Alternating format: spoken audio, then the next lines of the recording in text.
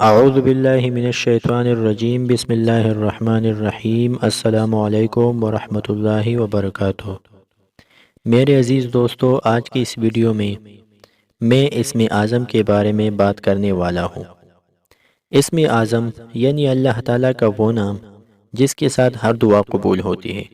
مال و دولت چاہیے، اولاد چاہیے، اچھا رشتہ چاہیے، بیماری سے صحت چاہیے، تو اسم اعظم کے ساتھ ساتھ بار بار دعا مانگنی چاہیے۔ محترم ناظرین، اسم اعظم کی بہت برکتیں ہیں۔ اسم اعظم کے ساتھ جو دعا کی جائے وہ قبول ہو جاتی ہے۔ ناظرین، حضرت مولانا نقی علی خان رحمہ اللہ فرماتے ہیں، بعض علماء نے بسم اللہ الرحمن الرحیم کو اسم اعظم کہا۔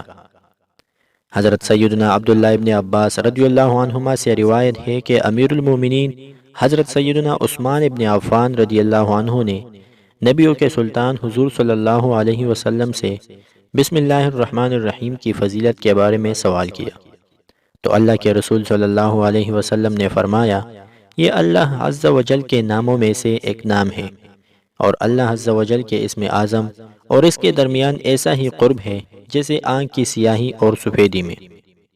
اسی طرح ہمارے پیارے نبی پاک صلی اللہ علیہ وسلم سے روایت ہے، آپ صلی اللہ علیہ وسلم فرماتے ہیں، بسم اللہ زبان سے ایسی ہے جیسے اللہ تعالیٰ کے کلام سے کن۔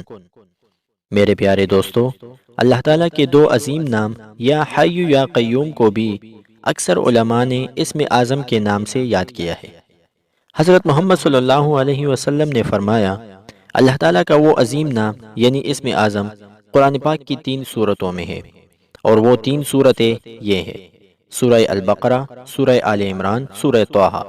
پس اگر آپ سورہ بقرہ میں موجود آیت الکرسی کی پہلی لکیر تلاوت کریں تو آپ یہ 2 نام پا لیں گے۔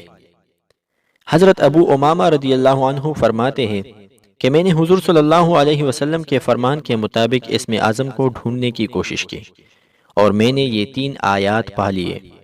سورہ بقرہ کا آیت نمبر 255، سورہ آل عمران کا آیت نمبر 2، اور سورہ طٰہٰ کا آیت نمبر 11۔